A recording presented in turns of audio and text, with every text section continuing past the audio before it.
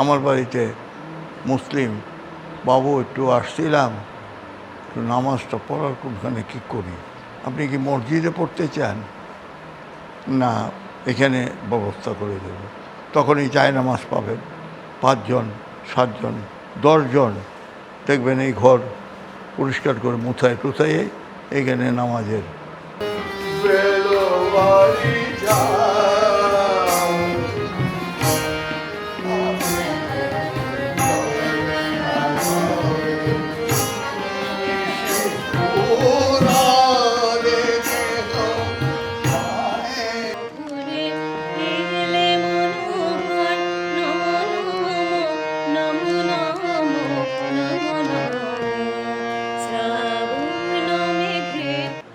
রাত্রে ভাত খাই না, সে অনেক দিন হয় ছেড়ে দিয়ে ভুলে গেছে। আমার ডিজায়ার হলো আমি এখানে মৃত্যুবরণ করব। প্রচুর আতিথেয়তা করে। এই জমিদার বাড়িতে আসলে কোনো মানুষ না খেয়ে যায় না। আমাকে পাবলিকে সম্মান করে, আমার ওনাদের সম্মানের কোনো প্রয়োজন যে আমি ভাস্কর্য করলাম আপনি ভেঙে ফেলবেন কালকে। আমার ভিডিওতে আপনাদের স্বাগত জানাচ্ছি। আমি এখন আছি কিশোরগঞ্জ জেলার হোসেনপুর উপজেলার গাঙ্গাটিয়া জমিদার বাড়িতে, যেটিকে আমরা সবাই মানববাবুর জমিদার বাড়ি নামেই চিনি। আমি প্রায়ই মানববাবুর সঙ্গে দেখা করতে আসি, তার সঙ্গে কথা বলি, আড্ডা মারি। আপনারাও মানববাবুর ভিডিও দেখতে পছন্দ করেন, সে কারণেই মানববাবুর বাড়িতে আমাদের আসা। নর্মালি জমিদার বাড়ি সম্পর্কে আমার একটা অ্যালার্জি আছে, কারণ এই জমিদাররা ছিল ব্রিটিশদের সহযোগী। ব্রিটিশদের মাধ্যমেই এই দেশের গরিব চাষি শ্রমিক এদেরকে শোষণ করেছে আমাদের জমিদার শ্রেণী। দেশ ভাগাভাগি হওয়ার পরে অর্থাৎ 1947 সালের পরে 1950 সনে পূর্ববঙ্গ থেকে জমিদারি প্রথা বিলুপ্ত হয়। জমিদারি প্রথা বিলুপ্ত হওয়ার পরে বেশিরভাগ জমিদারি কিন্তু বাংলাদেশ অর্থাৎ পূর্ববঙ্গ ছেড়ে, পূর্ব পাকিস্তান ছেড়ে ভারতে চলে যায়। বেশিরভাগ হিন্দু জমিদারি চলে যায়, অল্প কিছু সংখ্যক জমিদার থেকে যায়। কারা থেকে যায় জানেন? যাদের প্রজা নিপীড়নের ইতিহাস কম, অর্থাৎ খাজনা যেটা ধার্য করা ছিল সেটা নিতে হবে, এর বাইরে প্রজাদেরকে অতিরিক্ত নিপীড়ন, প্রজাদেরকে অমানুষ হিসেবে গণ্য করা যে সকল উচ্চ বংশীয় জমিদার, তারা কিন্তু সবাই তল্পা গুটিয়ে চলে যায়। ব্যতিক্রম ছিল ভূপতিনাথ চক্রবর্তী অর্থাৎ মানববাবুর বাবা। তিনি এই মাটি মানুষকে ভালোবেসে থেকে যান, পাকিস্তানে থেকে যান। জমিদার থেকে এসে পড়েন একটি ধর্মভিত্তিক রাষ্ট্রে, যে ধর্মটি আবার তার না। এই পাকিস্তানেই তিনি মাটি কামড়ে পড়েছিলেন। তিনি ডাক্তারি করতেন। 1971 সালে ডাক্তার, সঙ্গীতজ্ঞ এই মানুষটিকে পাক হানাদার বাহিনী স্থানীয় রাজাকারদের সহায়তায় হত্যা করে। এই সুখ নিয়েও মানববাবু এই গাঙ্গাটিয়া জমিদার বাড়িতে নিঃসঙ্গ জীবনযাপন করেন। তিনি ভারতে যান নাই, তিনি এইখানে থাকেন। আপনাদেরকে আমি দেখাবো এই কিশোরগঞ্জের মানুষ কী পরিমাণ শ্রদ্ধা এই মানুষটিকে করে। 80-র উপরে বয়স হয়ে গেছে, প্রচুর আতিথেয়তা করে। এই জমিদার বাড়িতে আসলে কোনো মানুষ না খেয়ে যায় না। এই বাজারে একটা মিষ্টির দোকান আছে, যেটি মানববাবুর ঘরে মিষ্টি দিয়েই চলে। আমরা আজকেও মানববাবুর সঙ্গে কথা বলবো, আড্ডা দিব, তিনি কেমন আছেন। একেবারে জীবনের সায়ান্নে তিনি চলে আসছেন, এই সময়ে তিনি কেমন আছেন তা জানার চেষ্টা করব। শরীর আমি মানে আমার বয়স আপনি দেখেছেন 89, 90 হয়ে যাচ্ছে। মাঘ মাসে জন্ম, 90 হয়ে গেছে। এখন 90 বছর বয়সে আমি মারামারি, কাটাকাটি, হুড়াহুড়ি, দৌড়াদৌড়ি কোনোটাতেই মানে পরিশ্রম হয়ে যায় বা এরকম আমার হয় না। হ্যাঁ, তো সুতরাং আমি ঈশ্বর ইচ্ছায় এখন যদি আমি ভালো নাই মনে করি, কিছু কিছু দিকে আমি ভালো নাই। সকালে যা খাই একেবারে মাপা, দুপুরে যা খাই মাপা, রাত্রে ভাত খাই না, একবেলা ভাত খাই, রাত্রে ভাত খাই না, সে অনেক দিন হয় ছেড়ে দিয়ে ভুলে গেছে। একবেলা ভাত খাই আর দুবেলা এই জল খাবার, এটা সেটা, এটা ফিক্সড আছে, এগুলো আমি খেয়ে থাকি। হ্যাঁ, আর ফল ফলান্তি খাই, যখন এই যে ফল, টক মিষ্টির ওগুলো বালাই নাই, খুব ভালো আছে শারীরিকভাবে। আমার ডিজায়ার হলো আমি এখানে মৃত্যুবরণ করব। ডিজায়ার আমার এরকম হইল কেন, that my father was skilled in this house. হ্যাঁ, মাই কাজিন, মানে এই যে আমার যে বৌদি এখানে আছেন, ওনার husband, he was also killed at that time. একটু আগে যে কথাটি বলছিলাম, এই সেই কদম গাছ, এই কদম গাছের তলেই মানববাবুর বাবা ভূপতিনাথ চক্রবর্তীকে পাক হানাদার বাহিনী গুলি করে মেরেছিল। এখানে 4 জন মানুষকে ব্রাশ ফায়ার করেছিল। আরও মজার বিষয় কি জানেন, সারাদিন এই পাক হানাদার বাহিনী এই বাড়িতে গান বাজনা শুনেছে, খাওয়া দাওয়া করেছে। এরপরে যাওয়ার সময় এখানে দাঁড় করিয়ে মানববাবুর বাবাকে তারা হত্যা করে। আচ্ছা, আমার আরেকটা প্রশ্ন হচ্ছে, শহীদ ভূপতিনাথ চক্রবর্তী আমাদের দেশের একজন বুদ্ধিজীবী ছিলেন, চিকিৎসক, সঙ্গীতজ্ঞ। এই রাষ্ট্রযন্ত্র ভূপতিনাথ চক্রবর্তীকে তেমন স্মরণ করে না। না, করে না, করে কিছু। মুক্তিযোদ্ধা জাদুঘর ওনার নামে একটা ডকুমেন্ট করেছে। হ্যাঁ, ডকুমেন্ট একেবারে ওনার how my father was skilled, হ্যাঁ, এ সমস্ত করেছে। ওইটার রেকর্ড আমার কাছে আছে। আর আপনি কি এই বাড়িতে ওনার একটা ভাস্কর্যও করেন নাই, বা না, একটা মেমোরিয়ালও করেন? আমি বলছি এটা ভেঙে ফেলবে তো আমি কি, এটা তো নির্বোধ যে আমি ভাস্কর্য করলাম, আপনি ভেঙে ফেলবেন কালকে। তো ভাঙছে না এরকম, আপনি তো বাংলাদেশে ভাঙছে কোথায় এগুলো জানেন। হ্যাঁ, তো সুতরাং you know it very well. I will not give them any opportunity to do it. Kishoreganj শহরে অনেক সরকারি প্রতিষ্ঠান আপনার জমির উপরে। এই আমার জমি সব সরকার, যেমন পল্লী বিদ্যুৎ, হ্যাঁ, পুলিশ অফিস। আপনি জানলেন কি করে? আপনার সঙ্গে কথা হয়েছে এগুলো নিয়ে? হ্যাঁ, সবই আমার নামে। সবই আপনার জমি। আপনি গভর্নমেন্টের কি কোনো কৃতজ্ঞতা বোধ আছে? এইখানকার না। ডিসিএসপি সাহেব আসলে কি আপনাকে একটু হেল্প করেন?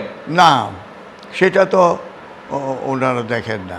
আমরা এটা মেনে নিয়েছি যে আমাকে তারা সম্মান দেখাবে, এই জন্য আমাকে পাবলিকে সম্মান করে। আমার ওনাদের সম্মানের কোনো প্রয়োজন এই দেশের অগণিত মানুষ আপনাকে রেসপেক্ট করে। আপনার বয়স এখন 90। আমি তো এই আনন্দেই আছি, না হলে সবই চলে গেছে। হোয়াট ইজ দ্য নেসেসিটি যে আমি এখানে থাকবো? এইখানে ভূপতিনাথ চক্রবর্তী নামে একটা মেমোরিয়াল করা যায় নাকি? যায় করবো তো, মেমোরিয়াল করেছি। যেটা করেছি এটা আপনার পছন্দ হবে না, তা আমি বুদ্ধি করে করেছি। কাউকে মেমোরিয়াল ভাঙে ফেলার অপরচুনিটি দেই নাই। হ্যাঁ, আমি যেখানে আমরা তো ডেড বডি বার্ন করতে পারি নাই, যেখানে সমাহিত করেছি ওইখানে একটু জায়গা করে রেখেছি। আপনি গেলে এখানে দেখতে পাবেন শিব মন্দিরের এখানে তারা দুজনের পাশাপাশি এটাকে বসায় রেখে ওইখানে এটার মানে যারা মানে সাধু সন্ন্যাসীদের ডেড বডি কিন্তু পোড়ায় না, সমাহিত করা হয়, সমাধি। হ্যাঁ, বসায় রেখে আপনারা শোয়া কবর দেন, আমরা বসায় রেখা সমাহিত সন্ন্যাসীরা করে ওইখানে করে দিয়েছি দুজনের পাশাপাশি। উনি দল মত সব কিছু ঊর্ধ্বে একজন মানুষ। ওনার কাছে হিন্দু, মুসলিম, বৌদ্ধ, খ্রিস্টান বলতে আলাদা কিছু নাই। উনি সকল মানুষকেই ওনার মায়া, মমতা এবং ভালোবাসা উনি আগলে ধরে রাখছেন। এবং আমি তো অনেক দিন যাবৎ ওনার সাথে আছি। আমার চোখে যা দেখছি, আমি কোনোদিন ওনাকে কাউকে কষ্ট দিতে দেখিনি। উনি চেষ্টা করছে সবাইকে ভালোবেসে, এবং সাধারণ মানুষ যারা এনে ভিজিটার আসে তাদের প্রত্যেকেই উনি ওনার সাধ্যমতো সময় দেন এবং ঘুরে সব দেখান। উনি চেষ্টা করেন যে ওনার মনে সবটাই উজাড় করে দিতে। আমার বাড়িতে মুসলিম বাবু একটু আসছিলাম, একটু নামাজটা পড়ার কোনখানে কী করি, আপনি কি মসজিদে পড়তে চান? না, এখানে ব্যবস্থা করে দেব। তখনই নামাজ পাবেন 5 জন, 7 জন, 10 জন, দেখবেন এই ঘর পরিষ্কার করে মুথায় টুথাইয়ে এইখানে নামাজের ব্যবস্থা করলাম। নামাজ উঠলে পরে একটু উঠে নিয়ে আবার জায়গা মতো লাগিয়ে দিয়েছি। ওনারা তো বাবা সারা রাত্রে 3টার সময় উঠে এসে ওষুধ দিয়েছে লোকেদের। তো ওই যে বিনা পয়সায় ওই হোমিওপ্যাথি ওষুধ এখনও দেওয়া হচ্ছে। এখন যৎকিঞ্চিত নেয়। এই জীবনে আপনি তৃপ্ত? আমি খুবই ভালো তৃপ্ত। তৃপ্ত মানে কি, এর চাইতে রাজাউদ্দিন মিনিস্টার আমার চেয়ে ভালো নাই। কত লোক আসতেছেন, আর সন্ধ্যার সময় যদি থাকেন আপনি, তাহলে দেখতে পাবেন এখানে গান বাজনার হিরিকটা কি। সন্ধ্যা ঘনিয়ে আসছে, গাঙ্গাটিয়ার এই জমিদার বাড়িতে এখন বসবে গানের আসর। ঠিক যেমন জমিদারি আমলে জলসা বসতো, ধ্রুপদী সঙ্গীতের অনেক আয়োজন থাকতো। অনেকেই আমরা ভাবি জমিদারি আমলে সব জমিদাররাই বোধহয় নর্তকীর নাচ দেখতো। বিষয়টা এরকম না। অনেক জমিদার, বলা চলে বেশিরভাগ জমিদারেরাই গান শুনতেন, তারা উচ্চাঙ্গ সঙ্গীত শুনতেন, এরকম জলসাগর বসতো। মানববাবু এখনও প্রতি সন্ধ্যায় এইখানে গ্রামবাসীদের নিয়ে গানের আড্ডা বসান। এভাবেই তার সময়টুকু কেটে যায়। চলুন আপনাদেরকে সেই গানের আড্ডা দেখাবো আজকে।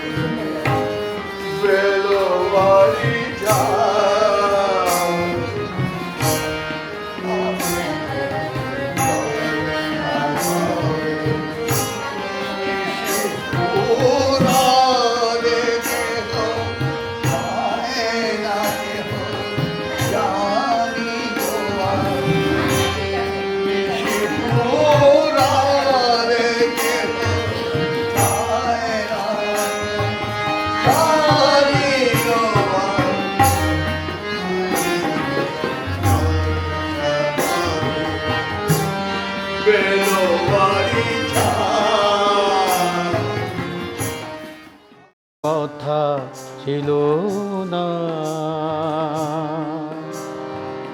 এমন তো কথা ছিল না, ভাবনায় আমার আহত পাখির মতো পথে ধুলোয় লুটবে, সাত রঙে রাঙা স্বপ্ন বিহঙ্গ সহসায় পাখনা গুটবে।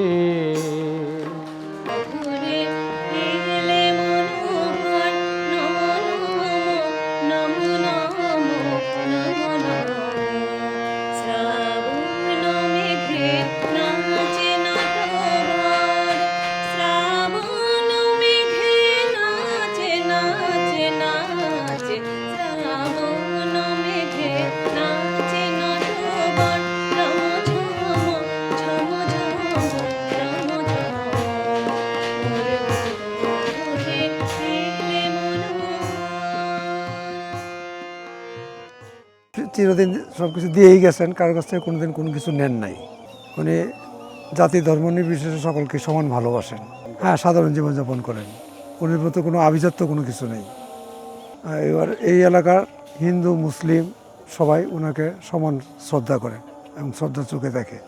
যে এই দেশে আমি হলাম মাইনরিটি, আমার একটা আলাদা নাম হলো মাইনরিটি। হ্যাঁ, তো ওই মাইনরিটি আমি আছি, আমি মেজরিটির দলে নাই। People elected me as their leader. I am the first upazila chairman.